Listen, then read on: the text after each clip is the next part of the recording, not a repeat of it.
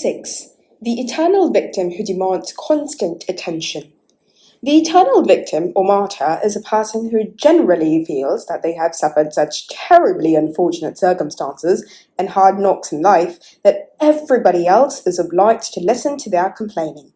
This is somebody who actually gains energy by imposing their endless martyrdom on everybody around them.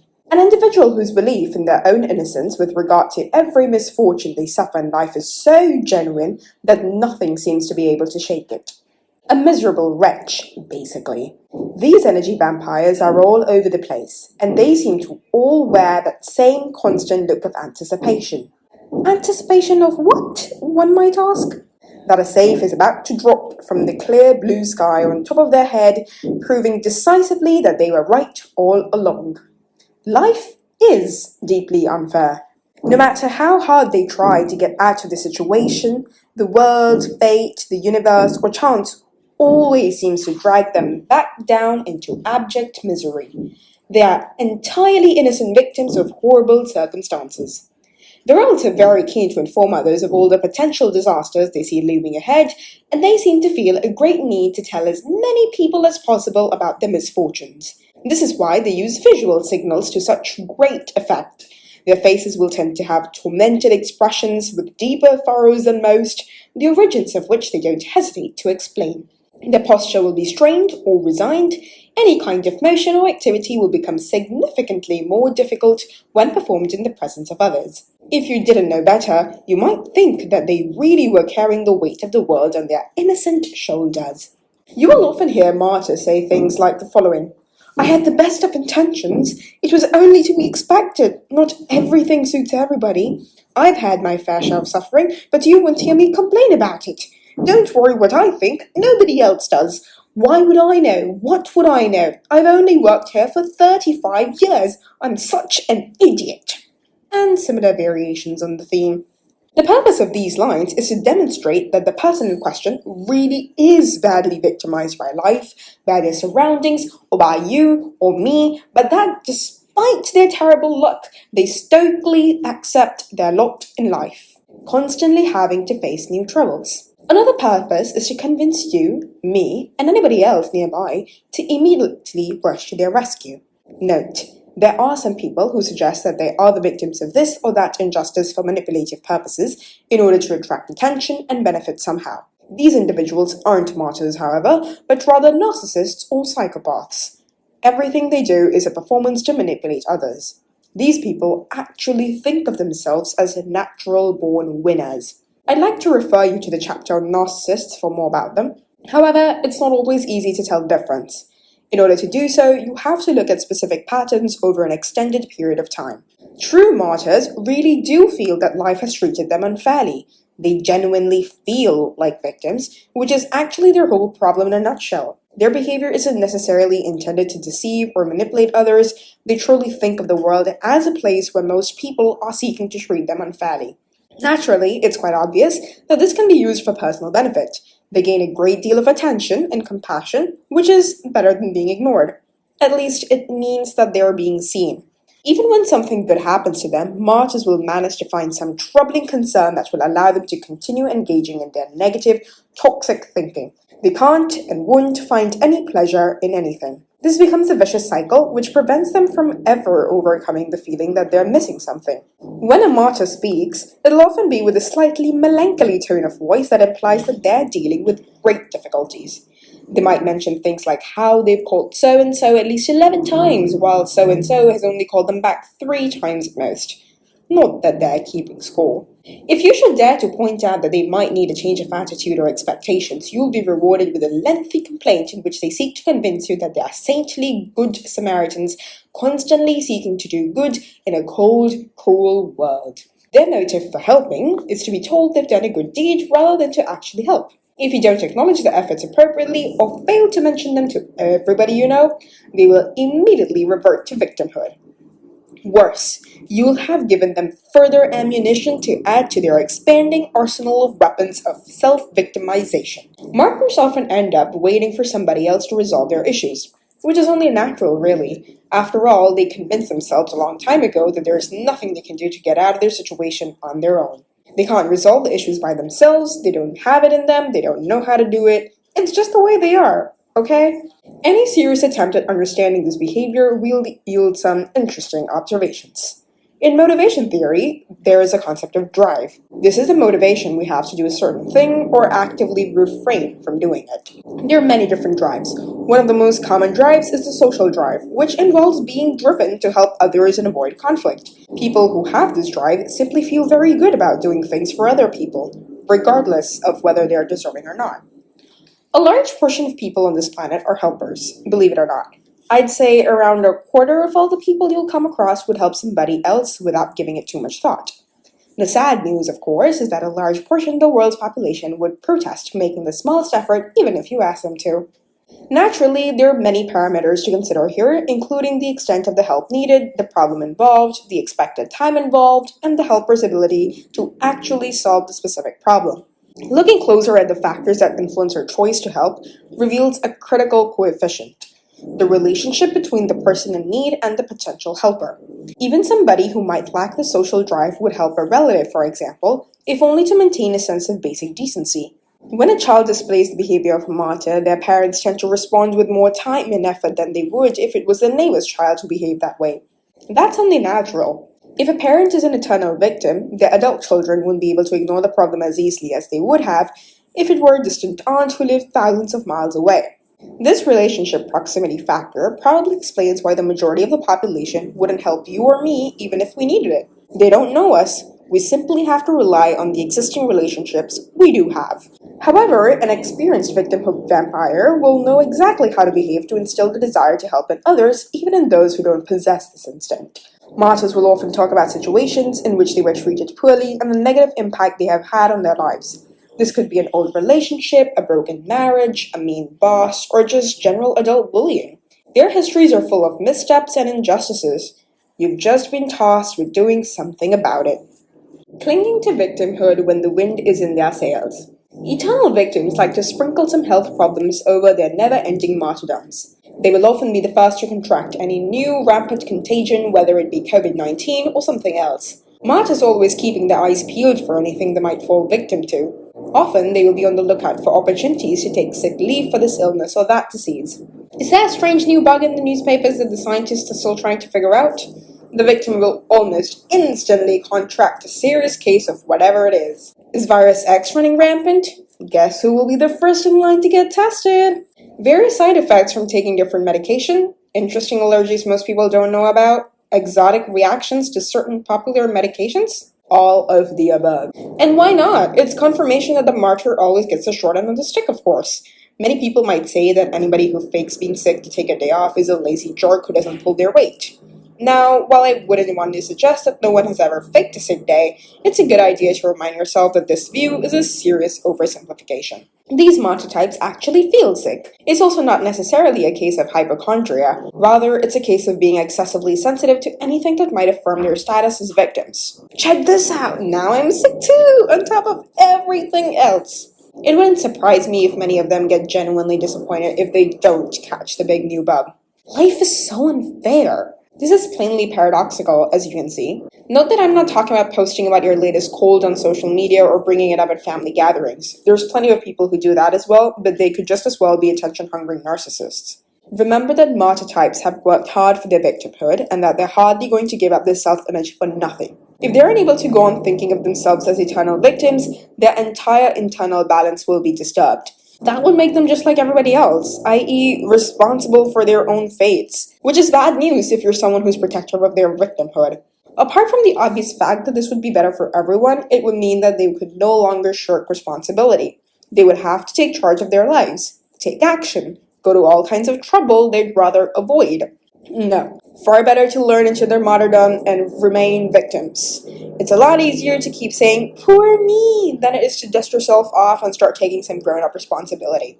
An eternal victim would have set off on a brilliant career and possibly had power, glory, and fame if only it wasn't for their current boss, or their next boss, or their first boss from 25 years ago. He totally killed their drive. What a jerk. It could also have been that in-house developmental coach who gave them negative feedback the last time around, the economy that took a turn and let them down, a partner who got in their way and held them back.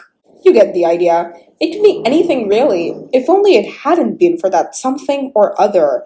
Now it's too late for them to do anything but drag themselves to work for another bleak day at the soul-destroying workplace where all they can hope to do is tread water. The only light at the end of the tunnel is the fact that at least they only have 20 years left until retirement. Now, you might be thinking that this sounds like nothing but a long stream of common but meaningless excuses and complaints. People are always blaming their personal failures and character flaws in these kinds of things. Again, this is something far more complicated than walking around with their blinders on and pretending they can't do anything about it. These are individuals who genuinely and sincerely feel that they are victims of circumstances beyond their control. That's why they hold on to this idea so fiercely. This is their place, their role in life. This is their identity.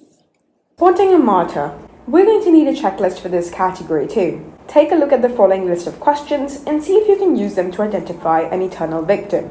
This person, 1. Finds it difficult to express happiness even when they get good news.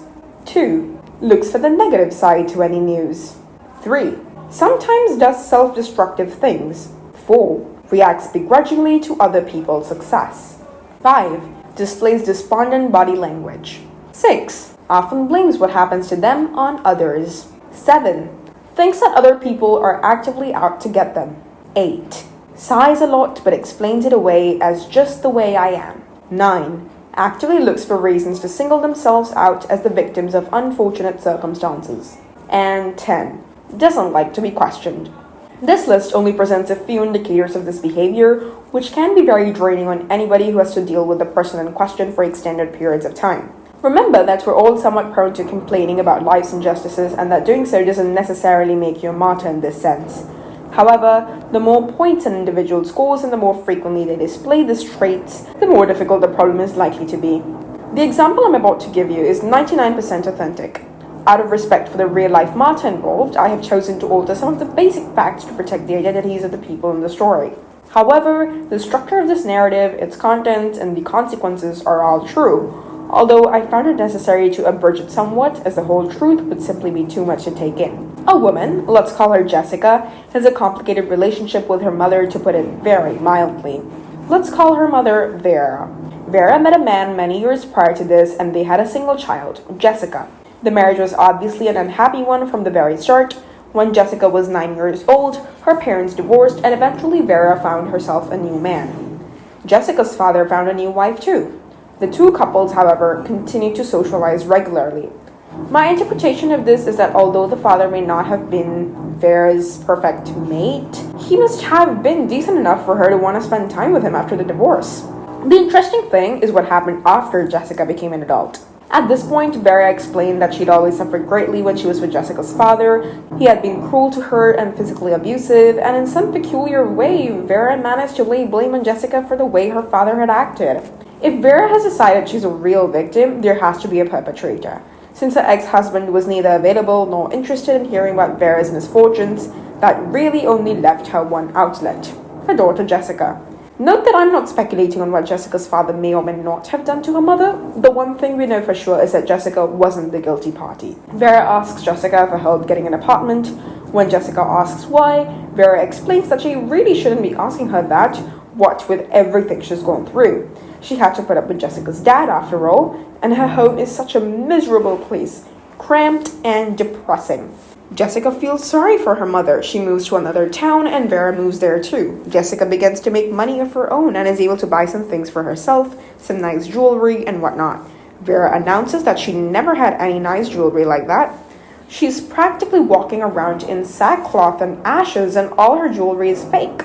After hearing this lecture about her mother's poverty enough times, Jessica buys Vera a gorgeous bracelet.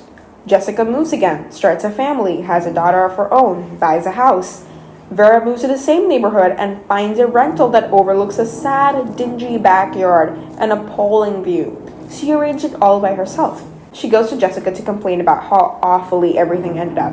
Is Jessica really going to let her mother live in this kind of squalor, in a small, dark apartment? In the end, Jessica takes out a mortgage for the down payment on a house that she helps Vera buy. The house is right next door to Jessica and her family. Vera ends up needing more money, so she offers to help out around Jessica's house. When Jessica tries to say no, she is told that her mother is going through a hard time at the moment. Note, when martyrs apologize, they seldom do so sincerely. They're such effective manipulators that they can always find a way to justify their behavior and make themselves look like the good guys. Vera misses no opportunity to inform her daughter about her terrible suffering, and Jessica feels constantly guilty over the things her dad did to Vera. She also blames herself for Vera's poor health, which led to a disability retirement. In the end, Jessica suffers burnout, falls into a deep depression, and ends up going through a painful divorce. When this happens, Vera loses her sway over her daughter. Jessica knows what real suffering is like now, and so she turns off the money tap. She does this mainly because she's out of funds, but also because she realizes that even if she had means to put Vera up in a luxurious palace, Vera would still be feeling sorry for herself and feel entitled to a better life, despite making no effort to give herself one. Vera decides to move. Her argument is that she doesn't want to be a burden to Jessica in her old age. She's 69 years old at the time, but she's not suffering any obvious ailments. Her plan is probably to act the victim and be asked to stay. Jessica's daughters, Vera's grandchildren, ask their grandmother not to move, but since Jessica is no longer playing along, Vera still ends up moving. She demands that Jessica buy the house from her. Jessica, however, has no money left. Instead, she gives her half of the house to her mother.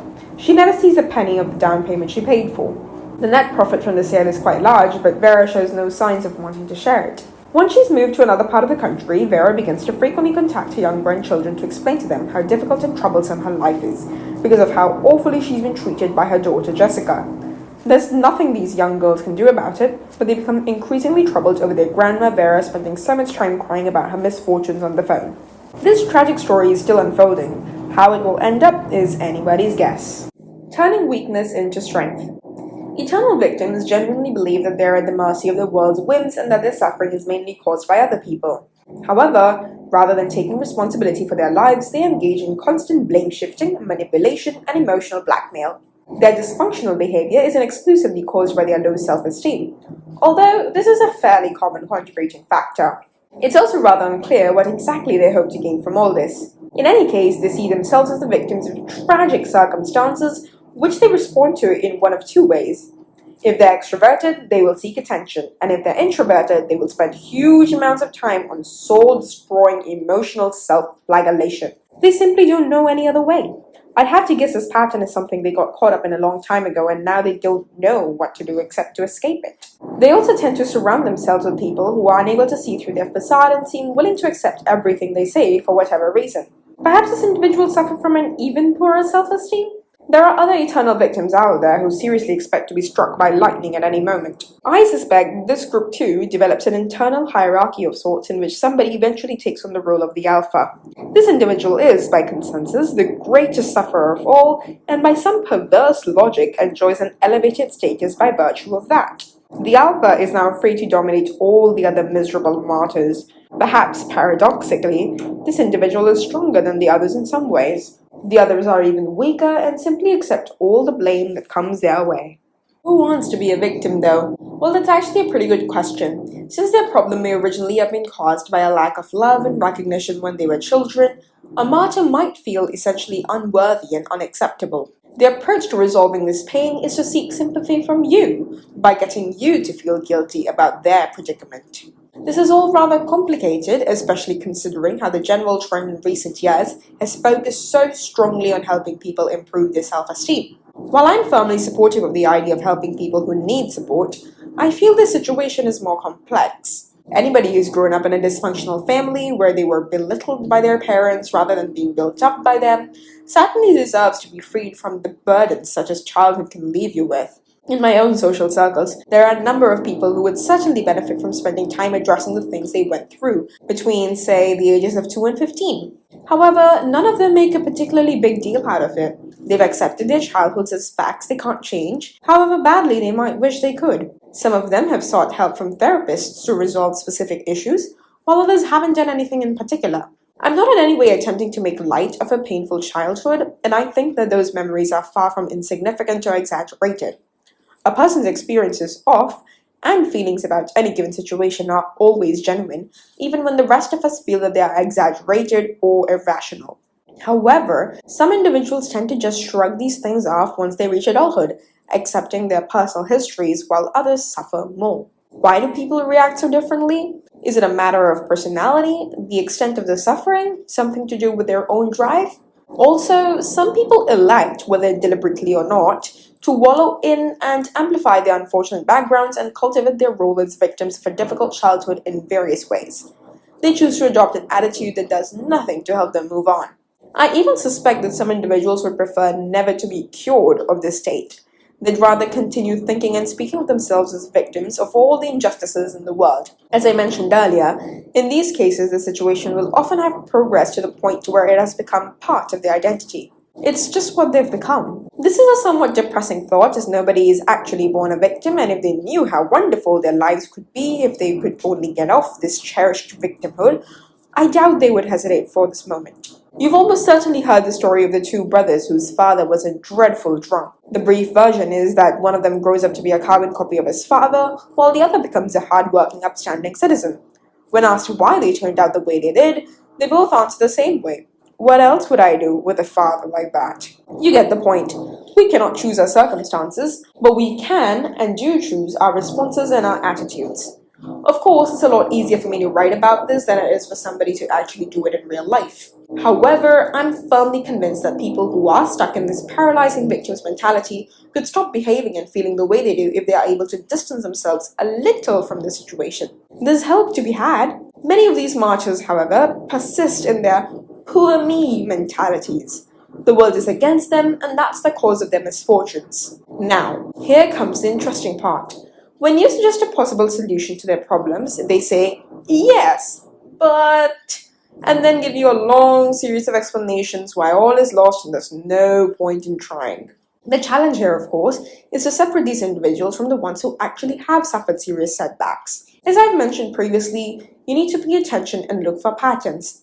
The same words don't necessarily mean the same thing. If you know that somebody is genuinely suffering, you'll naturally have to respond compassionately. However, if what you're dealing with seems more likely to be an attention-seeking monster, you'll have to consider your approach. What do you do about it all? Is there anything you can do to address the underlying issues? Well, the first step is probably to figure out what the underlying issues are. Victim extraordinaire. An initial thought here is that this behavior probably causes more harm to the person exhibiting it than to anybody else. I can imagine that it's not particularly uplifting to walk around constantly feeling like everything you do is going to go wrong or that nobody wants the best for you. However, this doesn't mean the rest of us are out of harm's way, particularly as the eternal victim's assumptions about the world happen to be wrong. Most people we meet won't be at all interested in whatever it is we're doing. They'll be focusing on themselves. Being in the vicinity of an eternal victim is draining for the simple reason that they tend to be so negative. We need to strike a balance between the positives and the negatives in our lives. Very few of us, probably only the dramatic individuals, actually expect everything to be great all the time and that their lives will be peaches and cream all day long. We actually need a bit of each to balance out the other. So when we see somebody turn almost everything into a negative, this can cause a peculiar dissonance.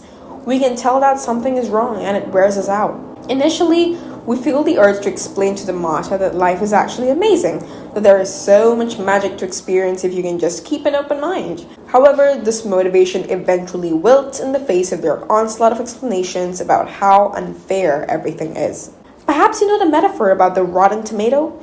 You have a packet of 10 tomatoes and one of them is rotten. This presents you with a choice.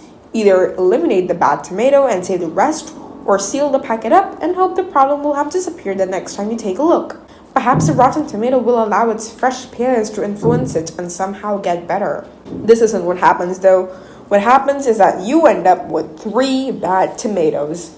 I have a relative, a happy and positive-minded guy, who used to enjoy talking to everybody he met, who spent several years living with an advanced level martyr. Her negative mindset, she would have scored very high on the checklist we went over earlier, had a dramatic effect on his outlook. He would side with her because he assumed she was right.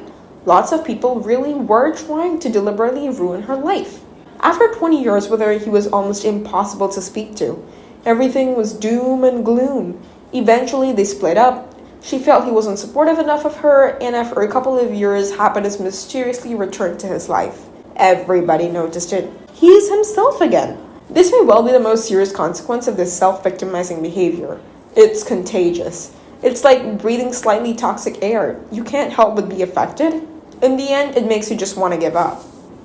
Listening, arguing, covering your ears. The different strategies of different colors. What are the effects then? Yellows and greens tend to let eternal victims carry on for quite a long time. They'll show more understanding if they feel that the victim is genuinely struggling inside. Greens, who are good listeners, will give them all the rope they need to get well and truly tangled in their martyrdom. Greens are probably too polite to be of any use here, assuming the objective is to free these individuals from their own mental prisons. It's obvious that it was the green aspects of the man in my example in the last section that got him into trouble. He was far too tolerant. He took too much of it in, didn't question enough things, he was very nice, basically. But that was also the part that got him caught up in the whole situation to begin with. Yellows, of course, are nowhere near as good listeners. Their general attitude to relationships will allow them to stick around for a while, perhaps offering some solutions along the way, but they're bound to lose interest quite soon if things got too negative. After this, they will simply withdraw from further contact. It gets too depressing for them, essentially. None of this is necessarily deliberate on their part, but negativity is quite toxic for yellows, and they instinctively save themselves by calling somebody else in the future. Blues and reds tend to suggest different ways for the victim to, well, stop being a victim. A red might be prepared to get into an argument with the martyr, but will soon discover that they are not receptive to that kind of message and leave them to their miserable fates. If there's an important relationship to protect here, things will get more complicated, of course, but reds won't be able to hold back on delivering their opinions. This will cause conflict to erupt with incredible frequency. If nothing happens to improve the situation, or if the bond between them isn't strong enough, the red will simply leave the martyr. Resignation, divorce, relocation, whatever it takes. What about a blue? I'm not sure a blue would do anything at all, really. If they're not impacted by the victim's behavior, I suspect they would just cover their ears. Being around somebody who's feeling miserable wouldn't necessarily bother a blue too much. It's a shame, of course, but it sounds like a personal problem. Besides, they already suggested the number of a good therapist. That's all anybody could ask, really. You can't solve a problem unless you're prepared to accept that it is a problem. And you can't find a solution to a problem until you've agreed on exactly what the problem is. Let me give you an example. A woman has an aging father who seems to be losing much of his vitality. The father is a widow of many years who lives alone. He's always been strong and taken care of himself. But now something has happened. The daughter has noticed that he seems wary and never seems to get up to anything anymore. After a brief interrogation, she finds out that her father isn't eating properly. Aha! It's simple. In the daughter's mind, the problem is that he's not eating. That could be correct. However, her father feels that the problem lies elsewhere. He feels as though food has lost all taste these days, and he finds it boring to eat alone. He has nobody to talk to in the evenings, so as a result, he skips far too many meals. 2 people, 2 different problems. Before they've agreed on what the problem really is, they won't be able to find any lasting solutions. My own conclusion is completely different from both of theirs. Perhaps because I have the benefit of seeing the situation from the outside. I would guess that the father is simply depressed. It wouldn't be strange at all if he was, and it wouldn't be unsolvable. However, as I said, until the 2 of them have managed to agree on how to define the problem, they will never arrive at a solution that will last. Whatever they try to do, the real problem might remain unsolved. And as a result, this corrosive victimhood might even spread. Every day we can read some story about how somebody fell victim to something or other, or suffered some setback or other, or ended up in some difficult situation. We seem to be obsessed with finding victims of this and that to the point where I'd guess that this exact behavior creates a fair number of victims. When we encounter obstacles in life, I'd like to see more of us respond to this with questions along the lines of, how can you change your response to this situation? And what part did you play in what happened? How to nudge somebody out of their comfort zone. I don't want to seem absolutely heartless, but it needs to be said that some people take on the role of a victim intentionally. When they do, it falls on you and me to see through their deceptions. Many eternal victims probably realize that they're stuck in a negative, destructive pattern of behavior.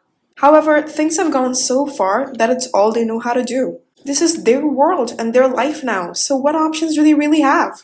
If you spend years developing a specific pattern of behavior, it can be very hard to break it. How do you change your habitual self-destructive trajectory? The problem tends to be that you know what you have, but not what you're going to get. You're going to have to leave your comfort zone. Inside it, you feel safe and warm. Everything looks the same way it always does, but there is no progress there. Anybody who wants to grow will have to take some big steps outside of their comfort zone. Sometimes they might even need a push. It can be exhausting to interact with people who always think of themselves as victims. I'll willingly admit that I personally find this behavior particularly draining. Perhaps they refuse to accept responsibility for their mistakes and blame others when things go wrong. In this sense, they can be quite similar to passive-aggressive individuals. You should bear in mind that many people who live with this mindset have faced difficult or painful setbacks in life. However, this doesn't mean you're obligated to take responsibility for them or accept blame and accusations from them. All it means is you should try to put yourself in their shoes. Generally speaking, labels aren't particularly useful. Sometimes terms like eternal victim or martyr are loaded, and using them to define people probably isn't going to do much to help them. It's best to avoid referring to people as victims or telling them that they are behaving like victims. It might be challenging at times. Remember, you can't solve a problem you don't know you have. What you should do then is to point the problem out to the martyr in the clearest terms you can find. You need to alert them to the fact that what they're doing isn't working. However, don't just say, "You seem to have decided to make an eternal victim of yourself, and you keep acting as though the whole world were against you. How are you going to fix this?" This blunt approach will meet stiff resistance, and the martyr will explain to you that you've got it all wrong. Their life really is this miserable, and who are you to criticize them? Imagine having your entire self-image put into question like that. There's no way you would buy it just like that. Look at the checklist from before. Discuss specific behaviors or emotions you've detected. But this won't be enough on its own. They might well tell you, "That's right, but you know why, right? It's because blah, blah, blah." You'd also have to explain that what they're doing to themselves is a problem. But you need to frame it as a problem for them, not a problem for you. That's the challenging part. You need to get them to realize that they're moving in a dangerous direction and help them accept that they need to break their habits. This is classic coaching stuff. Make sure they realize they have a problem, then make them a part of the solution. My own thinking on situations like this is that if you do what you've always done, you'll get what you've always gotten. Ergo, when you behave the way you're behaving now, you'll only be reinforcing your negative mindset. Is that really what you want? What you need is to get confirmation that they actually understand what you're telling them and feel prepared to say, "Yes, you're actually right." Ideally, they should go on to say, "You're right, I don't want to go on like this." Only then will there be an opportunity for change. Try to listen and really understand how this person is feeling. If they tell you they're feeling troubled, you'll both have acknowledged that there is a problem. If, however, they insist that things are just fine, that would be very confusing. But I very much doubt that will happen. Ask them how they would like things to be instead and how they would feel if that were the case. Give them examples. If you hadn't felt like this, what would your life be like, do you think? What would you do? What could you spend your time on? Would you be happier and have a more positive outlook? What would that mean for you? If you can both agree that A, this person is stuck in a victimhood mindset, and B, they don't want to stay in it, you'll have a foundation to build on. An experienced therapist will probably listen and try to figure out what made them choose the role of a martyr. However, if you don't have that kind of training, I can't really recommend it, as it has the potential to open doors you wouldn't be qualified to go through. You could very well end up over your head.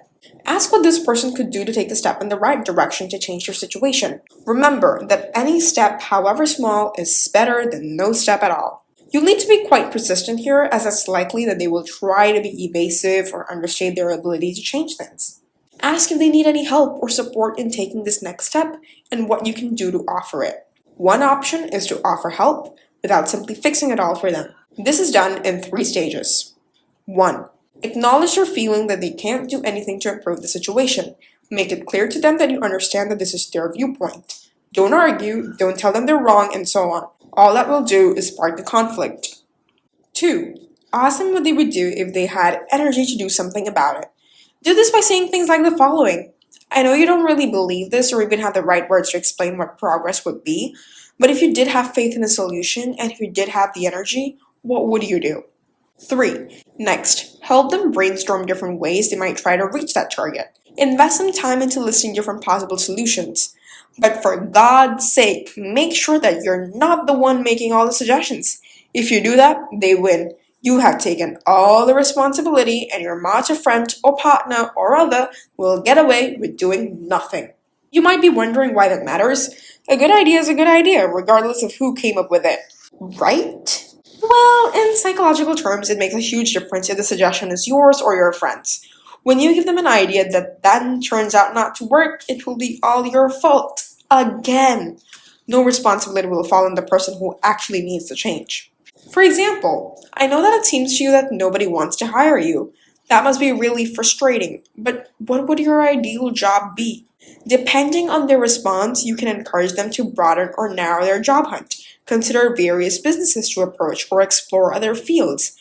Rather than giving direct advice, giving specific suggestions, or solving the problem for them, you'll be helping them realize that they actually have the tools to solve it on their own. Basically, you need to move responsibility for their lives back to where it belongs, with them. Ask them to summarize what you've agreed on and plan their next step. When some time has passed, reconnect with them and ask how they're getting on with the plan. It all hinges on your having the energy to involve yourself in this process. Your empathy and encouragement may not bring about immediate change, but they can still make a difference. How to help people get over their self-imposed victimhood. This is what you need to do to keep yourself from being dragged down by somebody who would rather go on suffering than take charge of their life. We all have to take ultimate responsibility for our own lives. Personally, I'm convinced most of us are more capable than we believe. We can do a lot more than we sometimes imagine we could. I also believe that we all deserve to find success in our lives. That doesn't mean that you should refrain from offering your help when you think you could have a positive impact, but simply that in the grand scheme of things, nobody should put their life in somebody else's hands.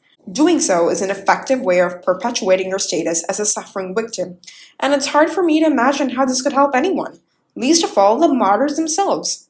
Never accept anybody's self-imposed victimhood. Don't affirm this attitude. Rather, tell them that you think that they have what it takes to escape the misery they're experiencing. This is such an important point that I'd like to emphasize it. It's bad to speak to people as if they were victims. Why? Because if you do it often enough, they will begin to act and feel like victims, and that'll be the end for them. What many people do when they hear somebody complain about their pitiful situations is try to get them to change their mindset. Yes, but what if you looked at it this way? Have you considered this then? There are lots of people who like you or admire your skills or would like to work with you, etc. The problem with this approach is that it presupposes that you're dealing with a rational agent. And I think we've already established that you simply aren't. What you need to do is go back to the underlying problem without wallowing in it or any other past injustices and try to change the way the victim views whatever it was that happened. Let's suppose that you've genuinely done all you can do. You've spoken to them, listened to them, reasoned with them, had the occasional outburst of frustration, and had to apologize. Their situation may even have improved for brief periods of time, but you've noticed a recurring pattern. Eventually, the martyr always returns to their usual attitude. Woe is me. You're beginning to suffer too. You're getting the bucket of ick emptied on you time and time again. It's all starting to wear you down. You need to make a decision. Is this relationship worth all this? The danger here, as I've already discussed, is that you'll begin to behave like a martyr yourself. After all, this person has had a rather bad influence on you. Before you know it, you could be suffering as much as they are. If you can't beat them, I guess you'll have to join them. That way lies disaster. So, what to do? Naturally, it will depend to some extent on the kind of relationship you have to the other party. If it's a distant relative who keeps texting you every hour of the day to send depressing, soul-destroying updates about their personal strategies, block them or stop answering. It's not your job to be constantly available to offer sympathy for situations you're not even remotely involved in. If it's weighing you down, ignore it. I'm absolutely serious about this. If you've genuinely tried and given it the best you have, and this person is still refusing to play along, maybe you've even dragged them to a therapist who specializes in challenges of this kind, but nothing seemed to help or they stopped going, you're going to have to prioritize self-preservation eventually. Shut it out. You'll feel so much better. I'm not suggesting you simply erase this person from your list of contacts without giving any advance warning, but distance yourself from the drama. If it's somebody you work with, perhaps you'll find it easier to avoid getting emotionally involved. Sympathize with your coworker and tell them, I'm going to continue believing that things will work out for the best. Next, add, I hope you understand that I have a deadline to meet and I have to get back to work. Body language that signals that this isn't the time, like crossed arms or broken eye contact, can help you maintain a healthy distance from their constant lamentations. If it's a friend, you might want to help, but know that even a friend's stories of woe can eventually become overwhelming. Set some friendly but non-negotiable boundaries. Listen to your friend or relative for a short period of time, but then tell them, I want you to know that I really appreciate you, but unless you're willing to discuss solutions, I can only listen to you for a few minutes. Married to a martyr? If you're dealing with a significant other, the problem can be quite serious. If you knew about this person's behavior before you got together, you can't feign surprise. However, this pattern might have appeared over time. It could have started when your partner got fired without justification, which triggered a downward spiral into a negative mindset. However, you shouldn't follow the martyr along the trajectory they've plotted out. If you're facing a situation where your partner genuinely displays far too many of the traits I've discussed here, it's decision time for you. Do you stick around and fight to help your partner? It's a beautiful thought, and naturally, it would be my initial advice in most situations. But all the same, you can't let them avoid their own responsibility. What's it worth? How much are you willing to have it cost you? How much are you prepared to sacrifice for somebody who keeps burdening you with all their problems and blames you for things you have nothing to do with? How much suffering will you undergo to save somebody who doesn't want to be saved? The romantic response, of course, is that you should stop at nothing to help the person you love. It is a beautiful thought. However, if we were to approach this all a little more realistically, we'd see that we need to reflect over the costs involved. To put it bluntly, if your partner loses a hand in a workplace accident, that would be a terrible turn of events. But how would it help them if you chopped off your own hand in response? Setting boundaries. Part of the stigma that surrounds this kind of self-imposed victimhood is attached to the way it makes people blame others for their problems and fail to see their own role in things not working out as they hoped. You might feel constantly accused, like you're walking on eggshells, or feel the need to apologize for situations that you feel you're both responsible for. If they seem judgmental or accusatory towards you and others, it can help to set some boundaries. Remember this: being stuck in a victim's mindset is no excuse for bad behavior. However, you can help clarify the problem by explaining that you won't be sticking around if they refuse to do anything about it. You are not joining the martyr cult.